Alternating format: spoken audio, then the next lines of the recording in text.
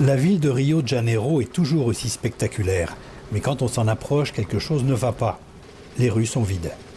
Il fait plus de 26 degrés et il fait beau. Normalement, les plages sont remplies de monde. La grande promenade côtière est une fourmilière. Même chose dans la mégalopole de São Paulo. C'est l'heure de pointe. Normalement, les artères sont congestionnées. Les Brésiliens commencent à sentir le danger de l'épidémie et prennent les choses en main. Ils se résignent à s'isoler. Ils en ont vu d'autres, ils ont assez bien maîtrisé l'épidémie récente de Zika.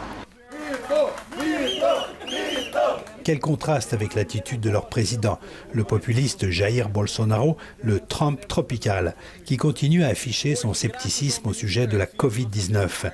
Le voici en direct sur son compte Facebook, ce matin à Brasilia, à la sortie du palais présidentiel. Il parle du coronavirus avec ses partisans, mais rien sur les précautions à prendre. Il garde quand même un peu plus ses distances qu'il y a quelques jours.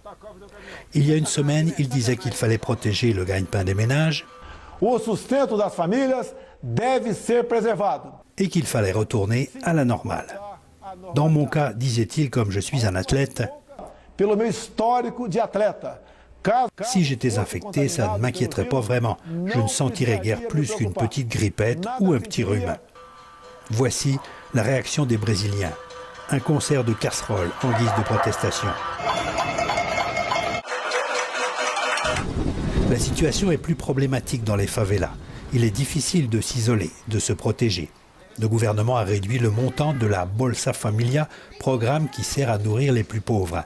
Alors les ONG essaient de prendre le relais. Celle-ci nourrit 10 à 20 000 familles par semaine, mais c'est insuffisant.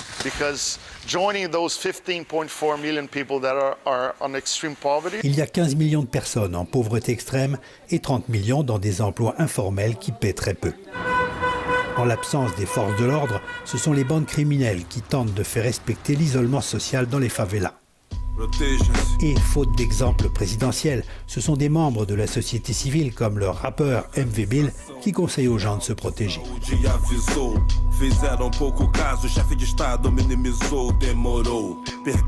Jean-Michel Leprince, Radio-Canada, Montréal.